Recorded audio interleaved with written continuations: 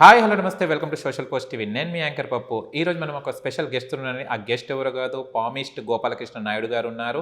కొన్ని ఆసక్తికరమైన విషయాలు పామిస్ట్ పైన, అసలు పామిస్ట్ అంటే ఏంటిది, అసలు పామిస్ట్ మన లైఫ్లో యూజ్ అవుతుందా, దీన్ని బట్టి మన జాతకాలు చెప్పొచ్చా అన్నది గోపాలకృష్ణ గారిని కనుక్కుందాం ఇప్పుడు. ఓకేనా? నమస్తే సార్. నమస్తే అండి. గురుజీ, ఇంకా చాలామంది కొంతమంది అంటారు లేడీస్ వాళ్ళది నుదుట పెద్దగా ఉంటే వాళ్ళ ఇంట్లో బరకత్ ఉండదు, వాళ్ళ ఇంట్లో అన్నానికి లోటు ఉంటుంది అని అంటారు. నిజమేనా అది? అంటే నుదురు అనేటువంటిది అంగ సాముద్రికంలో చెప్పాను కదా, ఆ నుదురు విశాలంగా ఉంటే వాళ్ళకి తెలివితేటలు ఎక్కువగా ఉంటాయి. ఓకే. అంటే తెలివితేటలు ఎక్కువ ఉంటే వాళ్ళు ఎలాగైనా బ్రతకొచ్చు, జీవించగలరు. అంటే ఇది అంగ సాముద్రికంలో ఒక భాగము, అది మంచి లక్షణమే. కానీ విపరీతంగా పెరుగుదల ఏది కూడా మంచిది కాదు. అచ్చా. సాధారణంగా నుదురు అనేటువంటిది ఈ భాగము అంగ సాముద్రికంలో మన హ్యూమన్ బీయింగ్స్ అందరికీ కూడా కొంచెం విశాలంగా ఉంటుంది. అవును. నేను ఇందాక చెప్పాను చూసారా, మన కోతుల దగ్గర అది చిన్నగా ఉంటుంది. అంటే ఇది ఈ విస్తరణను బట్టి ఈ విస్తరణ కూడా ముఖ కవళికలు ఇవన్నీ మారుతూ ఉంటాయి. అంచేత నుదురు అనేటువంటి అంటే నుదుటి రాత అని కొంతమంది అంటారు. నుదుటి రాత అంటే ఇక్కడ రాసి ఉందని కాదు. మన నుదుటి రాత అంటే మన మైండ్లో ఏదైతే నిక్షిప్తమై ఉందో అది ఇక్కడ ప్రతిబింబిస్తుంది రేఖల రూపంలో. అంటే నుదురు విశాలంగా ఉండటం మంచిదే. అండ్ ఇంకో విషయం, కొందరికి ఐబ్రోస్, రెండు కళ్ళ ఐబ్రోస్ క్లోజ్గా ఉంటాయి, ఉంటే అదృష్టవంతుడు అని అంటారు. ఇది ఎంతవరకు నిజము? అదృష్టవంతుడని అదే ఇప్పుడు ఇది దగ్గరగా ఉండి ఈ ఐబ్రోస్ ఈ విశాలత ఇవన్నీ కూడా మన డెవలప్మెంట్లో ఒక భాగం. అదృష్టవంతుడు అంటే ఏంటి? మంచి నాలెడ్జ్ కలిగి దేని మీద అయినా దాన్ని ఆచరణలో పెట్టగలిగేటువంటి సౌలభ్యం ఉంటే అతను అదృష్టవంతుడు అవుతాడు.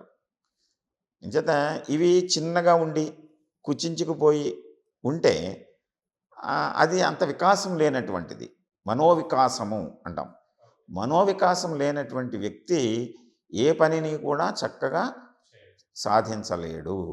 అంచేత మనోవికాసానికి ఇవి సింబల్స్. ఇవి కళ్ళు విశాలంగా ఉండటం, ఐబ్రోస్ బాగుండటం, నుదురు విశాలంగా ఉండటం, ఇవన్నీ దాంట్లో భాగాలు. ఇంకో విషయం ఏంటంటే, ఇప్పుడు మనకు నాలుకై మీద మచ్చలు ఉంటాయి, అది చెప్తే వాళ్ళ పని జరిగిపోతుంది అన్నది, అది నిజమా అపోహనా? అపోహది. ఓకే, అది అపోహ. అది కొన్ని తుమ్మితే ఎలా అవుతుంది, కొంతమంది చెప్తే ఎలా అవుతుంది, ఇవన్నీ ఒక రకమైనటువంటి అపోహలో మూఢత్వాలు. అవి శాస్త్రీయత కాదు. ఈ శాస్త్రం అనేటువంటి దానికి ఒక ఖచ్చితత్వం ఉండాలి. ఇప్పుడు ఎవరో ఎదురొస్తే ఏదో జరిగింది అన్నారనుకోండి, అది శాస్త్రీయత ఉండదు. అలాగే నాలుక మీద మచ్చలు అంటే వాళ్ళు మాట్లాడేటువంటి దాంట్లో అది నానుడి కింద వచ్చింది తప్ప అది వాస్తవం. ఓకే. అండ్ మీరు కొన్ని అన్నారు హస్తాలు, మనం ఎక్కడ చూస్తున్నాం, మీరు దాదాపు ఇప్పుడు 55 సంవత్సరాలు, 50 మినిమం 50 ఇయర్స్ చాలు వేసుకున్నా కూడా, అంటే ఫస్ట్ మీరు స్టార్ట్ చేసినప్పుడు హస్తాలు ఎలా అయితే చూస్తున్నారో, ఏమైనా మార్కెట్ అంటే నేను కొత్తగా వచ్చినప్పుడు రాసుకుంటా అని అన్నారు. ఇప్పటిదాకా మీరు ఎలాంటి హస్తాలు వచ్చినప్పుడు, మీరు అలా ఎలాంటి రేఖలు వచ్చినప్పుడు మీకు ఇంట్రెస్ట్ పెరిగి రాసుకుంటా డిఫరెంట్గా, అంటే అన్ని చేతులు వేరే ఉండి ఒక డిఫరెంట్ అన్నారు మీరు? జనరల్గా ఇప్పుడు ఒక 100 చేతులు చూసామనుకోండి, సాధారణంగా ఒక 60 చేతులు సేమ్ ఉంటాయి, నార్మల్గా ఉంటాయి. అదే సేమ్ అని అదే నార్మల్గా ఉంటాయి. అంటే ఏమిటనమాట, ఆ వ్యక్తి ఏదో ఒక వృత్తి చేసుకుంటూ దాంట్లోనే అలా అభివృద్ధి చెందుతూ సామాన్యంగా నడిపేస్తూ ఉంటాడు. కొంతమంది డిఫరెంట్ మార్పులు చేర్పులు తీసుకుంటూ ఉంటారు. రకరకాల మార్పులతోటి అభివృద్ధికి వెళ్తూ ఉంటారు, మళ్ళీ ఫాలో అవుతూ ఉంటారు. అటువంటివి ఒక 10 ఉంటాయి. అటువంటి వాటిని మనం రికార్డ్ చేస్తాం. ఓకే. అలాగే కొంతమంది డిఫరెంట్ ఫ్యాకల్టీస్ అంటే కళలు లేకపోతే వృత్తుల్లో రాణిస్తూ ఉంటారు. ఆ రాణింపు ఎలా వచ్చింది అనేటువంటిది మన అరచేతిలో పరిశీలించినప్పుడు దాన్ని రికార్డ్ చేస్తాం. అలాగో కొంతమంది ఉంటారు, 100కి ఒకళ్ళో ఇద్దరో ఎక్స్ట్రాడినరీగా ఉంటారు. వాళ్ళు చాలా లో ఏ విషయంలో అయినా సరే ఉండి సడన్గా ఉన్నతమైనటువంటి స్థితికి వెళుతూ ఉంటారు. ఆ లక్షణం ఎక్కడుంది అని మనం చూస్తూ ఉంటాం.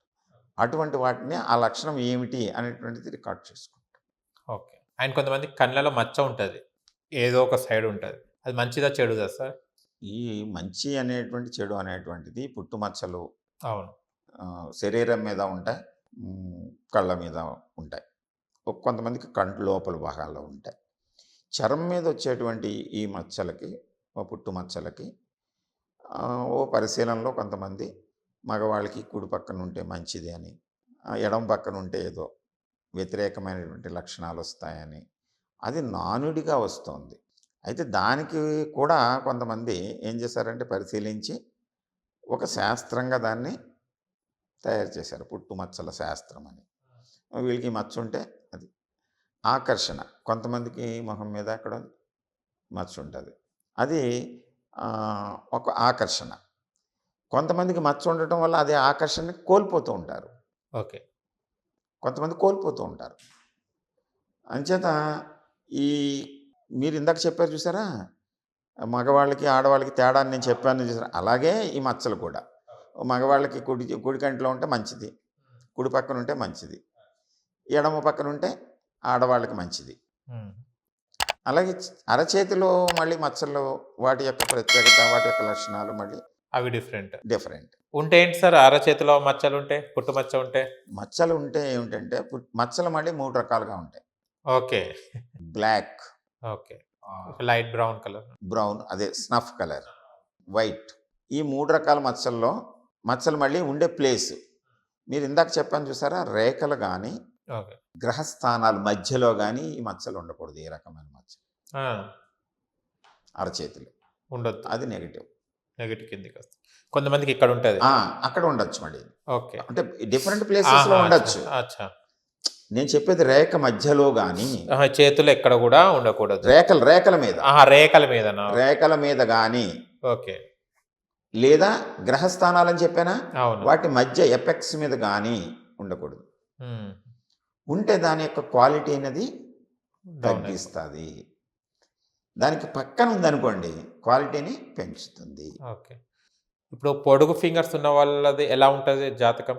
పామిస్ట్రీలో కొంతమంది అంటారు మంచిగా పొడుగా ఉన్న ఫింగర్స్ ఏవైతే ఉంటాయో వాడు ఉన్నత శిఖరానికి ఎదుగుతాడని చెప్తారు. అదే నిజమేనా? ఏంటంటే ఇప్పుడు అంటే మొత్తం శాస్త్రం మనం చెప్పుకోవట్లా, జస్ట్ పైన అవుట్లైన్స్ అడుగుతున్నాను. ప్రధానంగా ఈ అరచేతిని 3 భాగాలు చూడాలి. ఓకే. వేళ్ళు ఉండేటువంటి భాగం ఇది మానసిక భావం, మధ్యలో ఉండేటువంటి భావం ఇది వ్యాపార భావం, కింద ఉండేటువంటిది ప్రాపంచిక భావం. 3 భావాలను చెయ్య. అంటే మానసిక భావం వేళ్ళు ఈ మొదల వరకు ఇవి బాగా పొడుగుందనుకోండి, మానసిక భావం ఉన్నతంగా ఉంటుంది. మానసిక భావం అంటే ఆలోచన, తెలివితేటలు, ఆచరణ, ఏదైనా చెయ్యాలనేటువంటి పట్టుదల, దాన్ని నేర్చుకునేటువంటి నేర్పరితనం, ఇవన్నీ ఎక్కువగా ఉన్నటువంటి వాడు ఆటోమేటిక్గా అభివృద్ధిలోకి వెళ్తాడు కదా. వేళ్ళు కురచగా ఉన్నాయనుకోండి, ఇవి బాగా పెరిగిపోయింది ప్రాపంచిక భావం. అంటే ప్రాపంచిక భావం అంటే పను, ఆహారం, నిద్రోవటం, ఏదో తనకు సంబంధించినటువంటి విషయాల వరకు తెచ్చుకోవటం, తినటం, గడిపేయటం. ప్రాక్టికల్గా దాని గురించి ఆలోచన కానీ ఇవన్నీ తగ్గిపోతాయి. ఇవి వేళ్ళు పొట్టిగా ఉంటే సామాన్యమైన పనులు చేస్తూ ఉంటాడు. సామాన్యమైన పనులు అంటే మన చిన్న వ్యవసాయ పనులు, లేబర్ పనులు ఇవి ఉంటాయి కదా, ఆ పనులు చేసుకొని తృప్తి పొందుతాడు అంతే. అక్కడితోటే ఉండిపోతాడు. విచక్షణ, ఆలోచన ఉండదు. ఇది చెప్పుద్ది. అందువల్ల వేళ్ళు పొడవుగా ఉన్నటువంటి వాళ్ళు చక్కగా అభివృద్ధిలోకి వస్తారు. అంచేది ఇది మానసిక భావం బాగుండాలి. ఓకే. మన పరిణామక్రమం కూడా వేళ్ళు క్రమంగా పొడవైనవి. అవును. ఇది మధ్యలో భాగం వ్యాపార భావం అనుకోండి, వాడు ఎంతసేపు నీకేమిటి నాకేమిటి అని ఆలోచిస్తూ ఉంటాడు. నేను ఇది చేస్తే నాకేం వస్తుంది. ఓకే. అంచేత వేళ్ళు పొడుగా ఉండటం మంచిదే, అది మంచి లక్షణం.